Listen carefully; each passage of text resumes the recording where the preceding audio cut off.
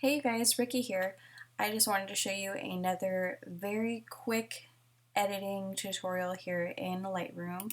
A very underutilized option that can have a big impact in your images if you so desire. And that's going to be this is an unedited image, so if we're just going to do a quick adjustment, we'll select auto, go down, make sure our lens corrections are made.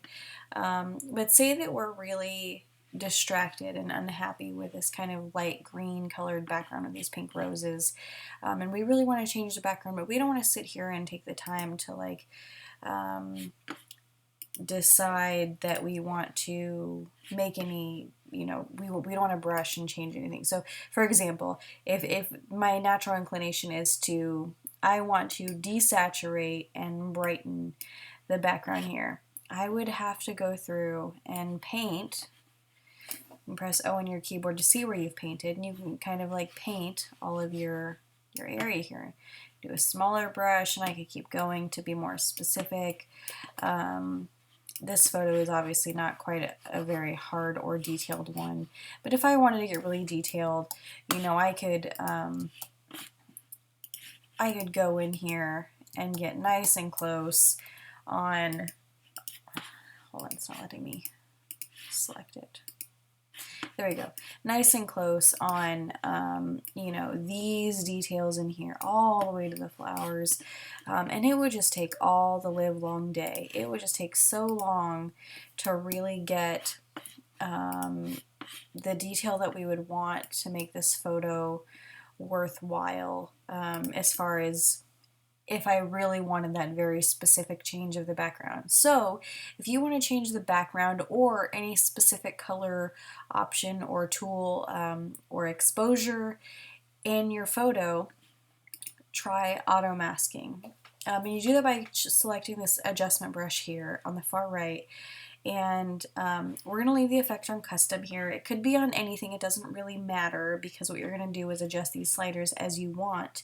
And we're going to go over here to the top left above the thumbnail to the navigator bar or the navigator section and select 1.8, and we're going to make the brush, if you just swipe up on your mouse or select the size over here and make it as big as possible, or quite large, so that at least it reads the whole photo, right? You want the radius to cover, the circle to cover the whole image, so that it reads all the information, or roughly therein. Right now we want the background, so I want this color, this yellow-green color. And as you can see, it kind of highlighted. If you press O on your keyboard, it kind of highlights the area that it's selecting, that it's reading. This is what I'm telling it to read, this specific information, this color, this exposure, this bit of information or data in the photo. So that's what I'm telling it to pick up. Auto masking, just really quick to look at this, it doesn't matter necessarily what brush. You can have two different brushes that's selected here, but if you keep it on the same one, it will often, Lightroom will remember your selection, but you want it on auto mask. That's the key right here, and you check your flow for I guess the kind of the flow from what you're changing to what's available left in the photo. So if you say I want a really high exposure, I really want this kind of washed out. Oh, let's press O so we can see the changes. So if you press O on your keyboard, it highlights it for you so you know what's being changed. You can see the green up here, down here, over here, in these different areas. Press O again, and then we can watch the adjustments change live as we change them. So say I want the background to be maybe really dark because the flowers are kind of lighter in color, but I want them to be more desaturated. I don't want it to be brighter, a brighter green. I don't want it to detract from the photo.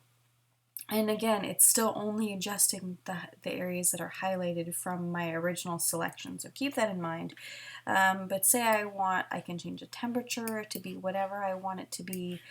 But if I really want to change the color even more, based on the information that the photo has already gathered when shooting, I can make further adjustments. You can select these pre-selected colors up here, or you can just drag throughout your options here, and you're not really going to get a lot of true colors. I can't make this green background red because we don't have that kind of data or information collected when taking the photo. That's for more intense Photoshop work if you really wanted, but we're just doing a quick, we want to get this pretty image edited and posted on social media or sent to a client or whatever the case may be.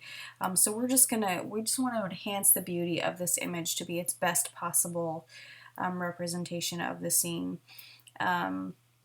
So we can go through and see what kind of data is available in this color range for what we're going for here. I kind of maybe like the warmer tones because it kind of matches the flowers a little bit. But I mean, it could be anything. Sometimes some people like the contrast of the greens to the pink. So let's just go with this. We're fully desaturated, and this is maybe not the best example as far as changes. You could do more texture, clarity, what have you. But I mean, you're still seeing the shift. Here's just shadows. Here's the contrast, texture, clarity. The dehaze tool, that always gives you a very kind of an extreme shift. Sharpness, any number of options. And it's still only changing this part of the background. So I just wanted you to see that. Another photo here we can look at. This is a photo where we're already, if you look at the navigator, we're at the 1:8 ratio, and we're going to select the grass here. You can see the highlights are already adjusted down, the saturation is fully down, but we want to remember that this is grass, so I don't want it to be completely devoid of any green color. I know that's kind of a trend. That's okay if you do, but I want it to look somewhat natural, but you can kind of see here, really bright, and it seems to really only be selected in this area. So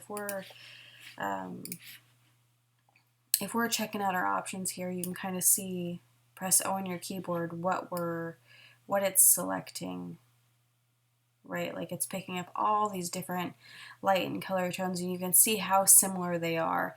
And in this particular photo, because this little girl has blonde hair, we want to be really careful about like if I go into the top of this feather top part of the grass, it's going to pick up the same tones as in her hair, and I don't want to make her hair blue colored and matching the grass, or darker looking, or any adjustments that would be unnatural per se.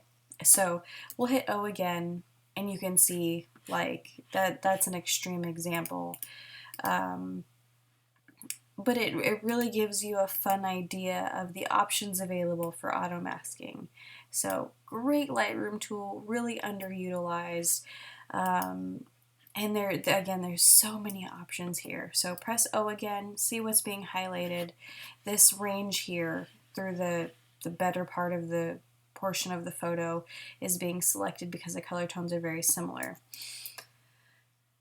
Here's another image, a landscape. Being at 1.8 again, that's paramount, or 128 rather. So you can select a better part of the scene so it's picking up all the data. So say we're wanting to focus on these trees, right? They're obviously not going to be a bright green because the landscape is kind of far away. They're just not vibrant. Evergreens tend to not be that way. But say we do want them to pop more, we want them to be more green. We can bring out the highlights of our foreground. And here, press O, you can see what's being highlighted. This is what the photo is looking like as we're editing. Just adjust these temperatures a little bit, or go down to the color scale, and you can kind of see how that's affecting the photo all the way around.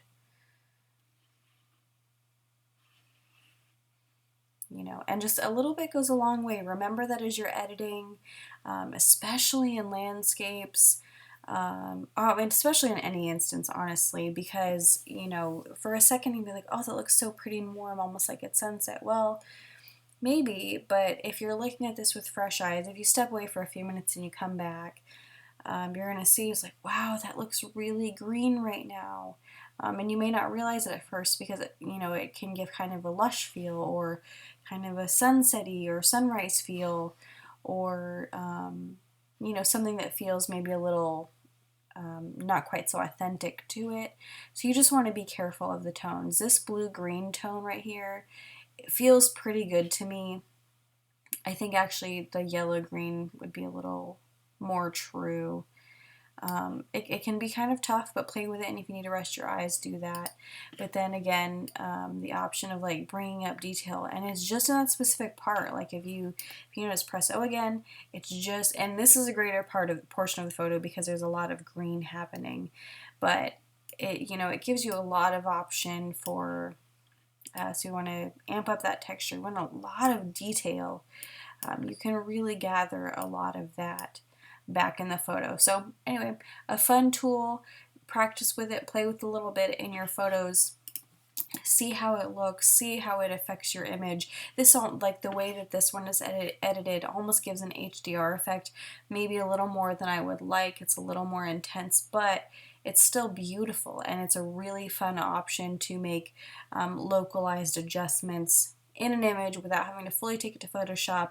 And if you're anything like me, you really just want to spend a few minutes per photo at best, and then move on to the next one. So I could be happy with this. It's a little more, like I said, a little more intense than I would like, but it's still a great image. So try this adjustment brush, check auto mask, check your flow, play with that a little bit, and then go through and just adjust your settings to see what you like, what works best.